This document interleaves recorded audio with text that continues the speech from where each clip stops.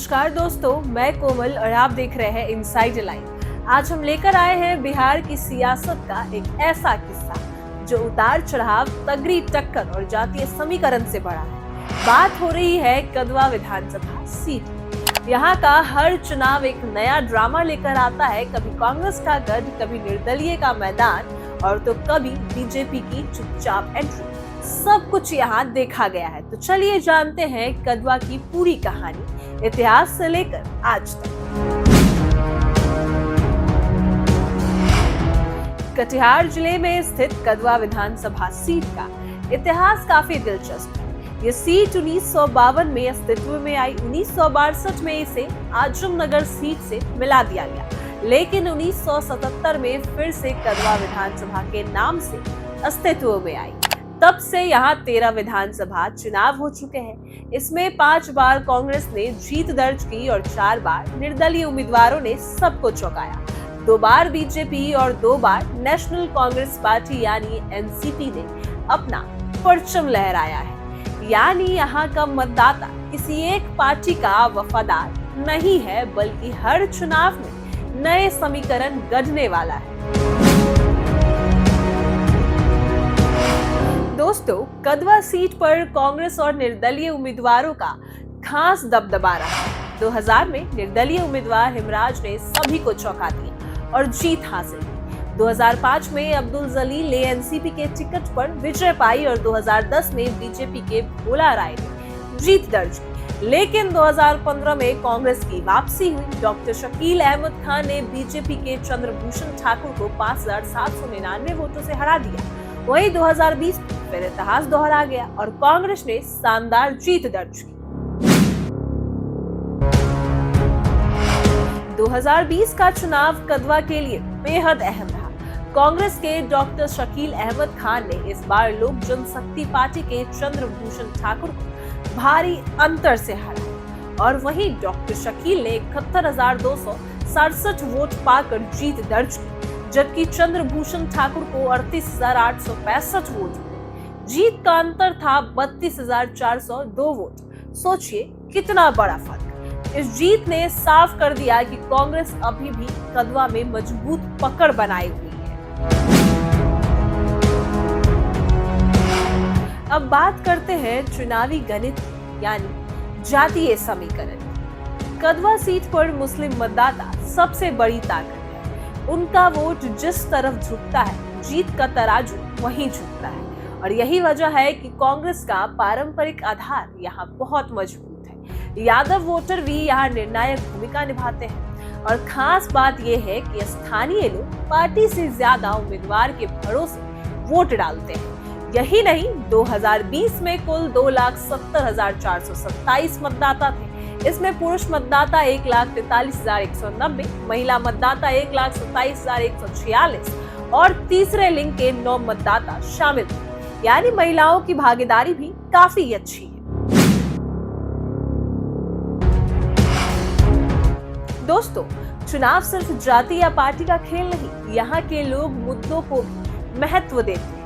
कदवा एक कृषि प्रधान इलाका है।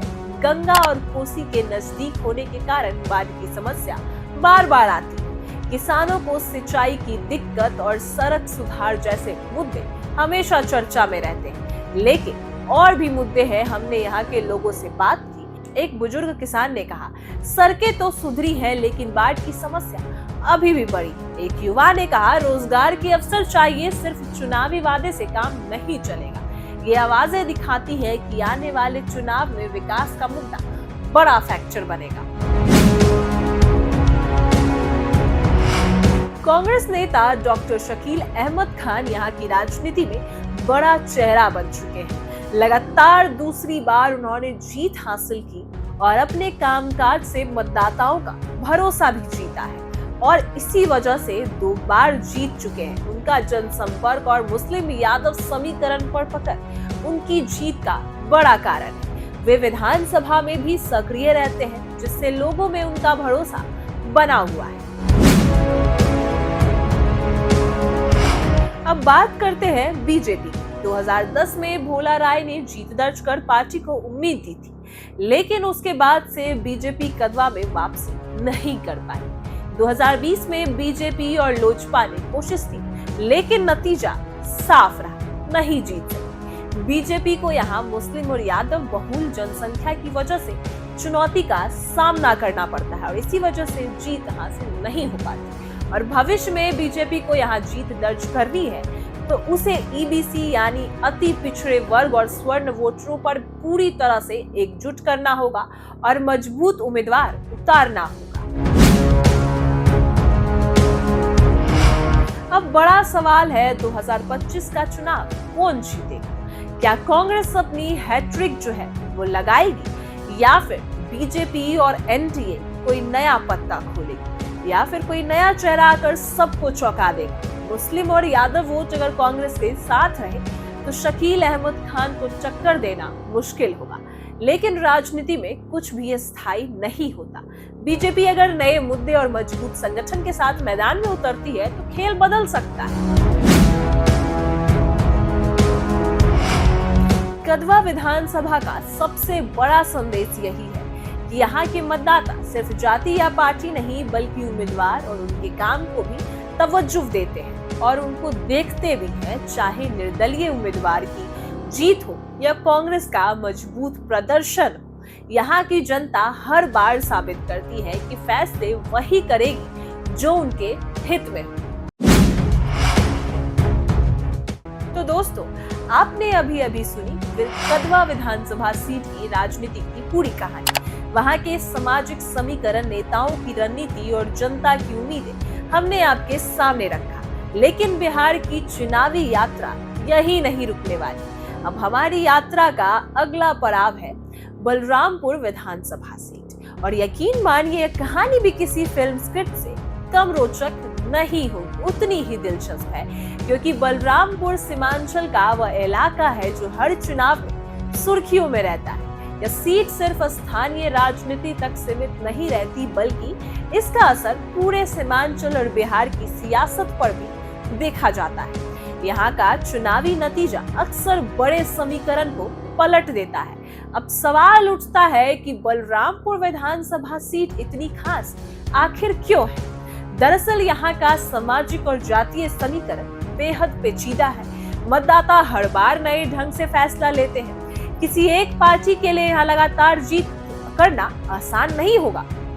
यही वजह है कि बलरामपुर को हमेशा चुनावी दृष्टि से हॉट सीट माना जाता है।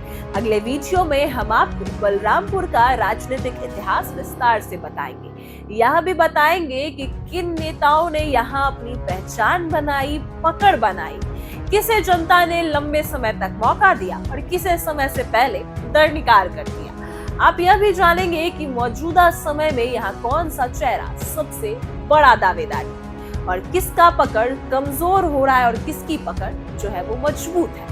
बलरामपुर के मुद्दे भी उतने ही गंभीर हैं। शिक्षा की कमी, रोजगार की दिक्कतें और किसानों की समस्याएं यहाँ के चुनावी एजेंडों में हमेशा रहती हैं। बाढ़ और बुनियादी ढांचे की खामियां भी यहाँ के मतदाता बार बार उठाते आए हैं और यही कारण है कि यहाँ का वोटर सिर्फ जातीय समीकरण देखकर वोट नहीं करता बल्कि असली मुद्दे पर भी गंभीरता से विचार करता है। तो दोस्तों, बलरामपुर की राजनीति का असर पटना और दिल्ली तक महसूस किया जाता है और यही वजह है महागठबंधन और एनडीए दोनों ही इस सीट को जीतने के लिए हर बार अपनी पूरी ताकत झोंकते हैं। और यहाँ हार जीत सिर्फ एक उम्मीदवार की किस्मत नहीं तय करती बल्कि कई बार पूरे राजनीतिक प्रदर्शिता को भी प्रभावित करती है। अगले वीडियो में हम आपको पूरी कहानी बलरामपुर के मौजूदा समीकरण से भी रूबरू कराएंगे। कौन सा नेता जनता के बीच जो है मजबूत पकड़ बना चुका है, किसकी जो है लोकप्रियता घट चुकी है और कौन नए सिरे से अपनी जमीनी तैयारी कर रहा है। इसका पूरा खुलासा हम आपके लिए करेंगे। बलरामपुर की गलियों और चौपालों में राजनीति की चर्चा हर वक्त रहती है। चाय की दुकानें से लेकर खेतों के मोड़ तक हर जगह यह सवाल गूंजता है कि अगली बार जनता किसे अपना प्रतिनिधि चुनेगी। यही वजह है कि यहाँ का हर चुनाव जो है त्योहार जैसा होता है, जिसमें बहस, नारों और रणनीति का तड़का जरूर लगता है। तो दोस्तों, अब तैयार हो जाइए बलरामपुर विधानसभा सीट की पूरी कहानी और असली कहानी सुनने के लिए। अगले वीडियो में हम आपको वहां का राजनीतिक इतिहास, जातीय समीकरण, मौजूदा समीकरण और जनता की असली सोच दिखाएंगे। आपसे एक छोटा सा अनुरोध है कि अगर आपको हमारा यह प्रयास अच्छा लग रहा हो या चुनावी सफर पसंद आ रहा हो तो इस वीडियो को लाइक करें, शेयर करें और चैनल को सब्सक्राइब करना बिल्कुल ना भूलें। बेल आइकन जरूर दबाइए ताकि जब हम बलरामपुर विधानसभा सीट की कहानी लेकर आपके पास आए तो आपको नोटिफिकेशन सबसे पहले मिले और आप सबसे पहले वीडियो देख पाए। तो दोस्तों, कदवा की कहानी यही खत्म होती है और अब हमारी यात्रा आगे बढ़ेगी बलरामपुर की ओर। वहां की राजनीति में कौन बाजी मारेगा, कौन पीछे छूट जाएगा, और यही सब हम आपको अगले एपिसोड में बताएंगे। तब तक के लिए जुड़े रहिए हमारे साथ, क्योंकि बिहार की सियासत का हर पड़ाव उतना ही दिलचस्प है जितना रहस्यमयी। धन्यवाद।